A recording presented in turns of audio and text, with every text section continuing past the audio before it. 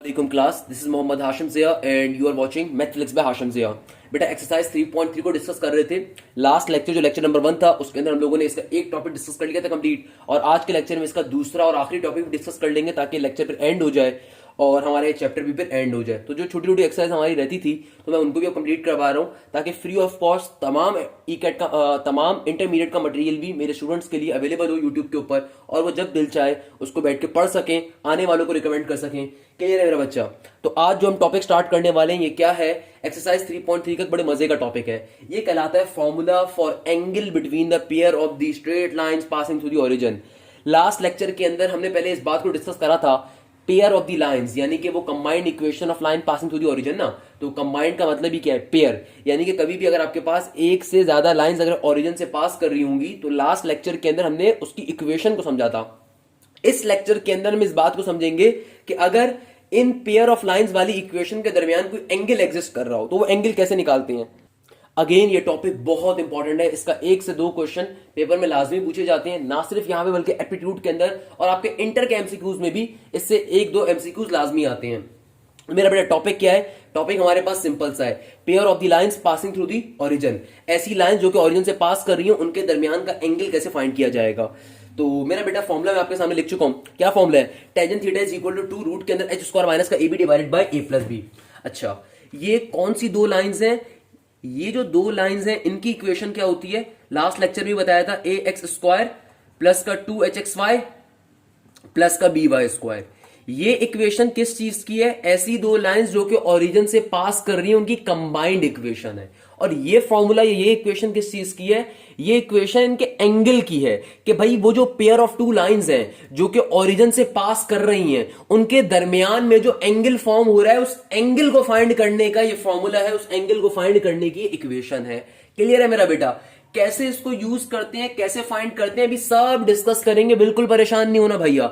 Let's suppose आज की class के पहले क्वेश्चन के ऊपर मूव करते हैं। ये क्वेश्चन 1994 के अंदर पूछा गया था।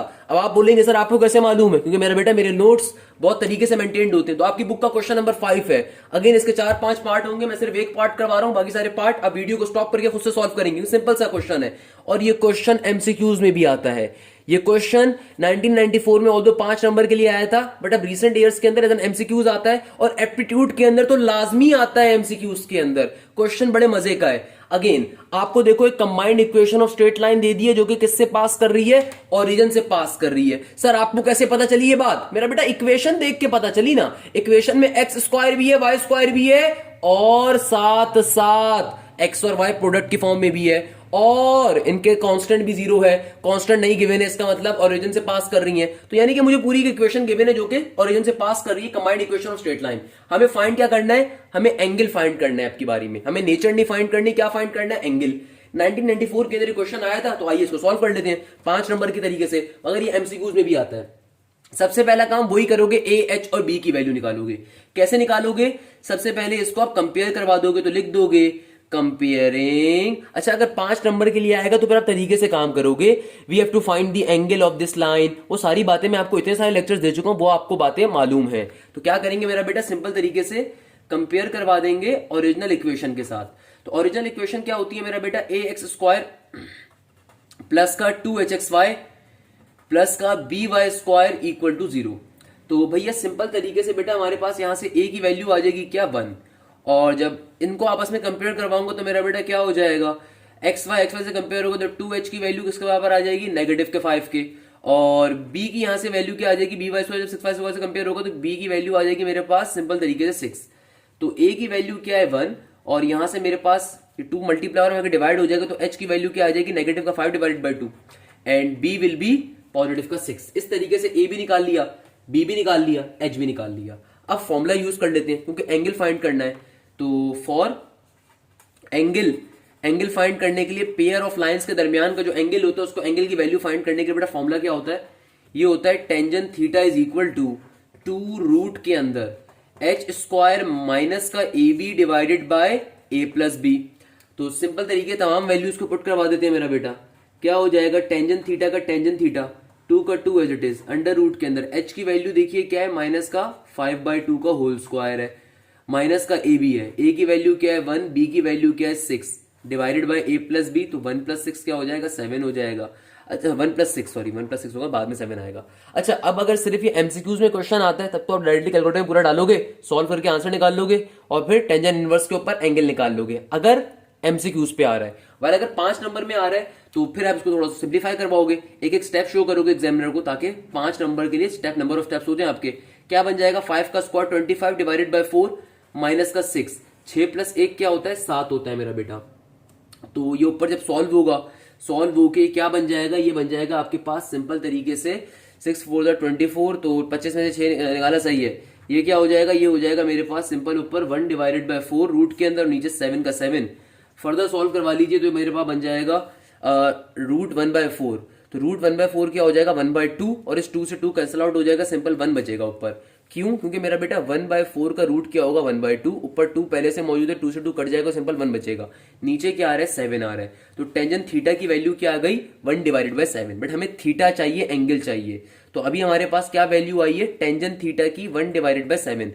टेंजेंट को जब मैं इक्वल टू के दूसरी तरफ भेज दूंगा तो क्या बन जाएगा, टेंजेंट इनवर्स बन जाएगा मेरा बेटा। क्या बन जाएगा, tangent inverse 1/7। First year level पे आपने पढ़ा होगा, नहीं पढ़ा तो बेटा मैंने फर्स्ट ईयर के लेक्चर्स भी डाल दिए सारे, क्लियर है मेरा बच्चा।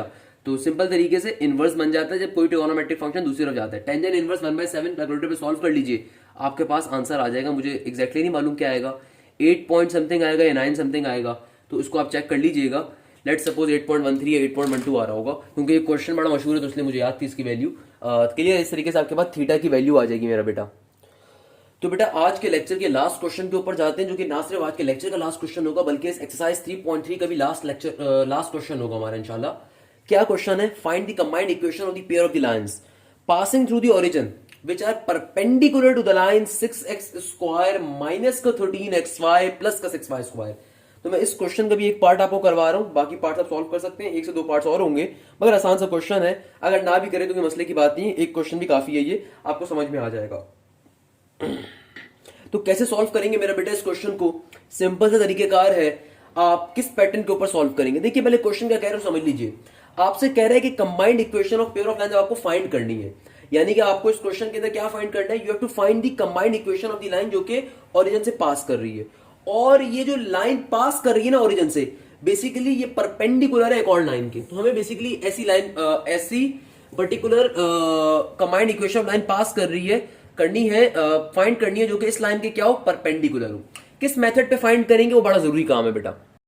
तो देखिए अगर आप इस क्वेश्चन को गौर से देखें, आपके सामने अगर मैं फिगर से इस क्वेश्चन को पहले समझाने की कोशिश कर देता हूं कि देखिए मेरे पास ये सिंपल सा एक ग्राफ है, मुझे combined equation of line find करनी है जो कि ओरिजिन से पास कर रही है, और मुझे ऐसी combined equation of line find करनी है जो कि इस लाइन के क्या हो, परपेंडिकुलर हो। अब आप इस लाइन को जरा गौर से देखिए तो आपको साफ दिखेगा कि भैया ये भी एक लाइन नहीं है, 2 लाइनें हैं, और ऐसी 2 लाइनें जो कि ओरिजिन से ही पास कर रही हैं। यानी कि अगर आप इस लाइन को देखें जो कि इस combined of equation of line जो कि हमें फाइंड करनी है उसके परपेंडिकुलर है, तो आपको साफ तौर पे दिखेगा कि भैया ये लाइंस भी बेसिकली ओरिजिन से पास करने वाली ही लाइन है, तो हमें इन्हीं के परपेंडिकुलर लाइन निकालनी है। तो ब्लैक से जो मैंने लेट सपोज लाइंस बनाई है, ये ब्लैक से जो लाइन बनाई है वो लाइन है जो हमें फाइंड करनी है, और रेड वाली लाइन वो है जो कि मुझे गिवन है। तो बेसिकली ये दोनों लाइंस आपस में क्या है, एक दूसरे के दोनों लाइंस के क्या है, परपेंडिकुलर है। तो आइए सॉल्व कर लेते हैं, कोई मसले की बात नहीं है, बहुत ही आसानी से सॉल्व करेंगे। आपको सबसे पहले जो इक्वेशन गिवन है उसको लिख लीजिए। आपको क्या इक्वेशन गिवन है, आपको गिवन है 6x² माइनस का 13xy प्लस का 6y स्क्वायर इक्वल टू 0। अच्छा अब क्या करेंगे, अब इसको थोड़ा सा हम सिंप्लीफाई कर लेते हैं। अब सिंप्लीफाई कैसे करें मेरा बेटा, मिडिल टर्म ब्रेक करेंगे। मिडिल टर्म ब्रेक कैसे करेंगे, भाई ये बचपन का कॉन्सेप्ट है, मिडिल टर्म आप इजीली ब्रेक कर सकते हो कि आप सिंपल तरीके से ऐसे 2 फैक्टर्स में ब्रेक करो कि बीच वाला नंबर प्लस या माइनस होने पे बने और मल्टीप्लाई होने करने के ऊपर वापस से फर्स्ट टर्म और थर्ड टर्म का प्रोडक्ट बन रहा हो, यानी कि सिंपल से जो कॉन्सेप्ट होता है, सिंपल तरीके से हमें मिडिल टर्म ब्रेक कर देते हैं। अच्छा परेशान नहीं होना कि सर यहाँ पे कैसे मिडिल टर्म ब्रेक करें, यहाँ पे x² है, y² है, xy, उससे कोई फर्क नहीं पड़ता, किसी भी लाइन का मिडिल टर्म इजीली ब्रेक कर सकते हो। तो सिंपल तरीके से हम मिडिल टर्म ब्रेक करेंगे तो किसमें ब्रेक होगा, 9 और 4 पे आएगा पूरा होगा, क्योंकि 9 और 4 13 होता है, और 9 मल्टीप्लाई बाय 4 आपके पास सिंपल तरीके से वही बन जाएगा 36। हाँ 6 से 36 होता है ना, 4 9 36 आपका बन जाएगा एग्जैक्टली। तो क्या बन जाएगा, माइनस का 9xy। Always remember this thing, जो बीच वाले टर्म का वेरिएबल होता है वो दोनों वैल्यूज का लिखा जाता है जो भी मिडिल टर्म वाली लेकर आते हो। तो क्या हो जाएगा, माइनस का 9xy माइनस का 4xy प्लस का 6y स्क्वायर इक्वल टू 0। इस तरीके से हमने मिडिल टर्म ब्रेक कर दी। तो बेसिकली जो हमें ये combined equation of line given है ना, इसको ब्रेक करके हम दो लाइंस निकालना चाहते हैं। तो कैसे कर रहे हैं वो तरीका मैं आपको समझा रहा हूं। कभी आपको combined equation of line given हो, उसको ब्रेक करके हम दो लाइंस में कैसे कन्वर्ट करेंगे। तो यहां से मेरे पास दो फैक्टर्स आ जाएंगे।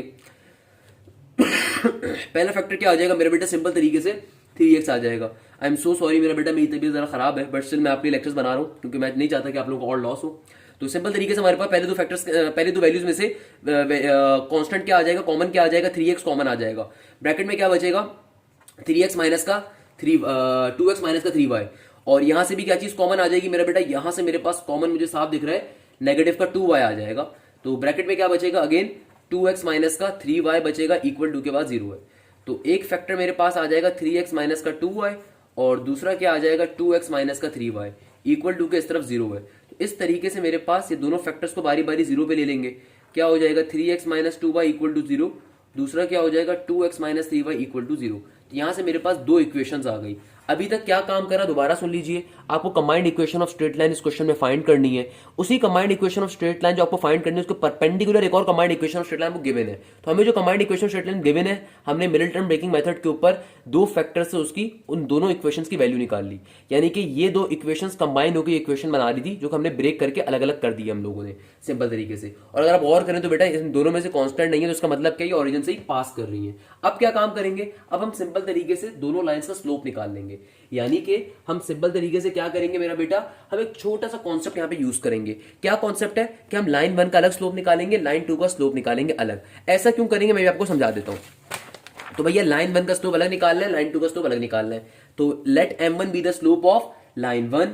तो लिख देते हैं यहां पे, let m1 be the slope of line 1, और let m2 be the slope of line 2 हो जाएगा। तो m1 के स्लोप का फॉर्मूला क्या होता है, माइनस का a डिवाइडेड बाई b। या स्लोप का फॉर्मूला क्या होता है, माइनस का a डिवाइडेड बाई b। आपके पास इक्वेशन का गिवन है 3x माइनस का 2y इक्वल टू 0। ये इक्वेशन है ना हमारी, 3x माइनस का 2y इक्वल टू 0। यहाँ पे a क्या होगा 3, b क्या होगा -2। तो m1 की वैल्यू क्या आ जाएगी मेरा बेटा, नेगेटिव का 3 डिवाइडेड बाय नेगेटिव का 2। ये नेगेटिव तो फॉर्मूले का है, 3 डिवाइडेड बाय -2 आएगी, नेगेटिव नेगेटिव कैंसिल आउट। तो m1 का स्लोप क्या आ जाएगा हमारे पास, सिंपल तरीके से मेरा बेटा ये आ जाएगा। तो बेटा ये क्या आ जाएगा हमारे पास, ये सिंपल तरीके से हमारे पास आ जाएगा 3 डिवाइडेड बाई 2। इस तरीके से हमारे पास m1 का स्लोप आ जाएगा। अब हमारे पास जो दूसरी लाइन की इक्वेशन गिवन है, हम वहां से क्या कर लेंगे, m2 का स्लोप निकालेंगे। मेरा बेटा कैसे निकालेंगे, बहुत ही आसान तरीका। आप सिंपल तरीके से क्या लिखोगे, चूंकि अब दूसरी लाइन का स्लोप निकालने, तो अब की बारी में हम क्या कहेंगे, हम कहेंगे ये m2 का स्लोप है। यानी कि मैं इस बात को यहां पे लिख दूंगा, let m2 be the slope of, let m2 be the slope of line 2। तो मेरे पास अब की बारी में क्या बन जाएगा बेटा, ये बन जाएगा m2 is equal to negative का a डिवाइड बाई b। हमें जो इक्वेशन गिवन है, क्या इक्वेशन हमारी, सेकंड इक्वेशन 2x माइनस का 3y इक्वल टू 0। क्या इक्वेशन है मेरा बेटा, 2x माइनस का 3y इक्वल टू 0। तो m2 की वैल्यू कैसे आ जाएगी, स्लोप की वैल्यू माइनस का साइन फॉर्मूले का, a की वैल्यू क्या है 2, b की वैल्यू क्या है -3, negative negative cancel out. m2 की वैल्यू क्या आ जाएगी मेरा चंदन, 2 डिवाइडेड बाय 3 आ जाएगी। अब देखिए हमने काम क्या करना है, अब हम जादू करेंगे। कैसा जादू करेंगे, बड़े मजे का। देखो मेरा बेटा हमें फाइंड क्या करना है, we have to find the combined equation of straight line passing through the origin. और ये कॉन्सेप्ट हमें मालूम है, क्या कॉन्सेप्ट हमें मालूम है, जो मैंने लास्ट लेक्चर में भी आपसे डिस्कस करा था, कि combined equation of straight line जो होती है, उनके स्लोप का प्रोडक्ट क्या होता है, m1 m2, और सम ऑफ प्रोडक्ट क्या होता है, वो भी हम डिस्कस कर चुके थे। अच्छा, अब यहां पे हम एक काम करने वाले हैं। वो काम क्या है, हम इस चीज को थोड़ा सा इक्वेशन के थ्रू रिप्रेजेंट करेंगे कि एज वी नो डेट, हम कहेंगे कि यार देखो m1 m2 y square plus का m1 plus m2 xy plus का x स्क्वायर इक्वल टू 0। ये क्या काम करा मेरा बेटा, चूंकि आपसे कहा जा रहा है कि आपके पास जो combined equation of straight line है, वो इस वाली combined equation of straight line के क्या है, परपेंडिकुलर है। तो always remember this thing, perpendicular का मतलब क्या है, उल्टी। परपेंडिकुलर का मतलब क्या है, 90 डिग्री अपोजिट। ऐसा ही ना मेरा बेटा। तो आपको जो combined equation of straight line निकालनी है, वो इसके अपोजिट पे निकालनी है। तो अगर इसके पास पहले एक्स स्क्वायर है, तो आप उसके अंदर क्या करोगे, पहले वाई स्क्वायर दोगे, यानी कि उसका अपोजिट। अगर उसके लास्ट के अंदर वाई स्क्वायर था, तो आप इसके लास्ट में एक्स स्क्वायर दोगे, और बीच की वैल्यू सेम रहती है। अब ये हमने काम क्या करा भैया, देखो हमारे पास कभी भी combined equation of straight line निकालनी होती है तो उसको निकालने का एक और शॉर्ट ट्रिक या जनरल फॉर्मूला क्या होता है, स्टार्टिंग में आप उनके स्लोप्स का प्रोडक्ट लेते हो, बीच में आप क्या करते हो उनके स्लोप का सम लेते हो और लास्ट के अंदर उसका एक स्क्वायर ले लेते हो, वेरिएबल जो भी होता है, स्टार्टिंग में वेरिएबल स्क्वायर आता है, बीच में एक्स वाई आते हैं, टू एक्स स्क्वायर, जो जनरल फॉर्म होती है ए एक्स स्क्वायर प्लस का 2hx² प्लस का Y square, simple general form होती है। तो मेरा बेटा और से ज्यादा समझिएगा, ए एक्स स्क्वायर जो हमारे पास होता है प्लस का 2hxy, हमारे पास जो जनरल इक्वेशन होती है वो क्या होती है, क्या ये इक्वेशन मैंने आपको नहीं पढ़ाई हुई कि जनरल इक्वेशन हमारे पास क्या होती है, ए एक्स स्क्वायर प्लस का 2hxy प्लस का बी वाई स्क्वायर। तो भैया देखिएगा जरा और से बात समझिएगा कि अगर मेरे पास ये पूरी इक्वेशन आ रही है जनरल इक्वेशन, मेरे पास अगर जनरल इक्वेशन क्या होती है, कंबाइंड इक्वेशन स्ट्रेट लाइन की ये वाली, सही है।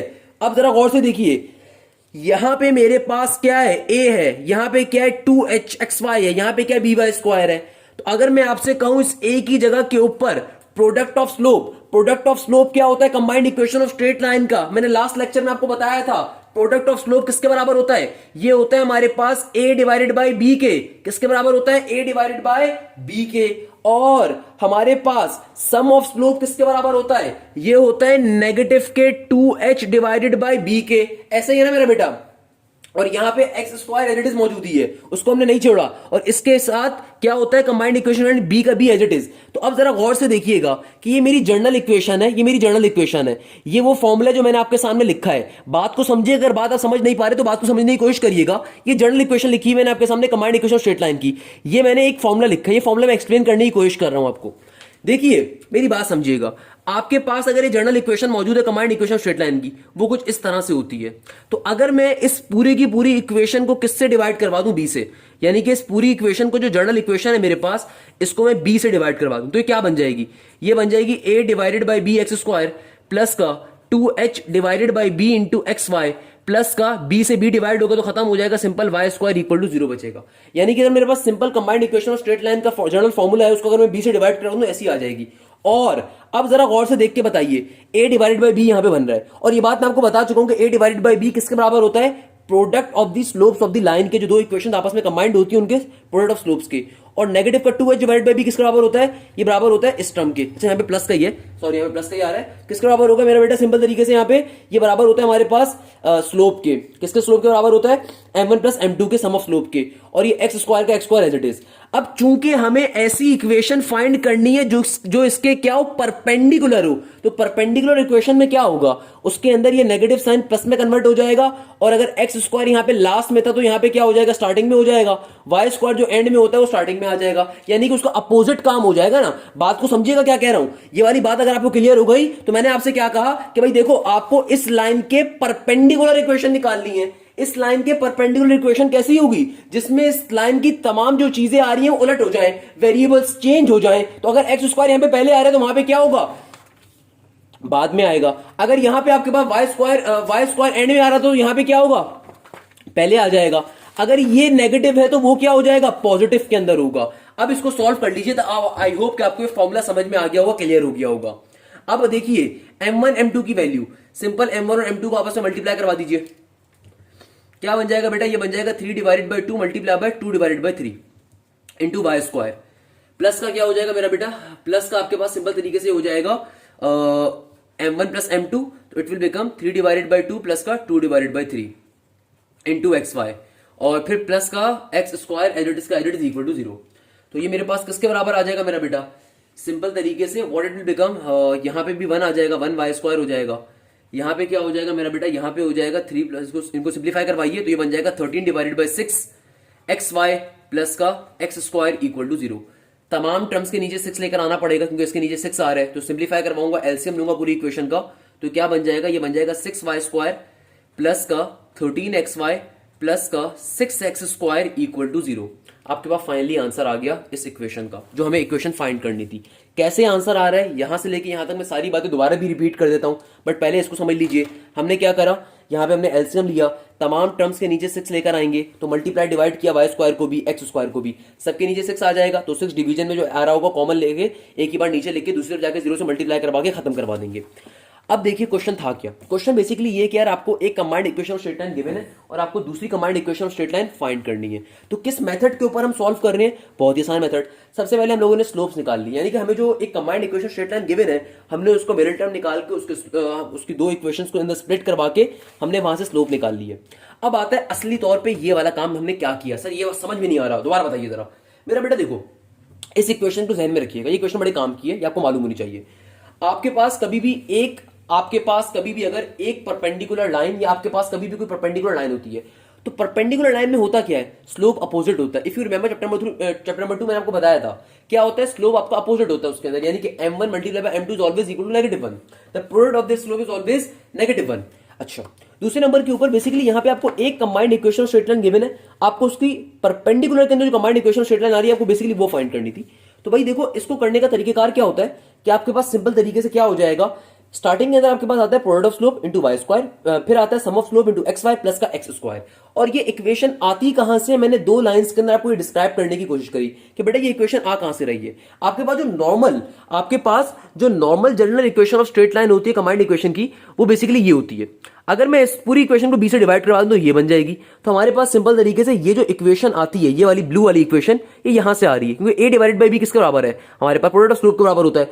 ये जो हमारे पास 2h डिवाइडेड बाई बी होता है किसके बराबर होता है? सम ऑफ स्लोप के बराबर होता है। और ये वाई स्क्वायर का Y square as it is. अब आप बोलोगे सर इस इक्वेशन में तो एक्स स्क्वायर पहले आ रहा था, यहां पे वाई स्क्वायर पहले आ रहा है, यहां पे सर ये प्रोडक्ट ऑफ स्लोप जो आ रहा है वो एक्स स्क्वायर के साथ आ रहा है। बेटा वो इसलिए क्योंकि ये ओरिजिनल इक्वेशन है, ये स्टैंडर्ड इक्वेशन है।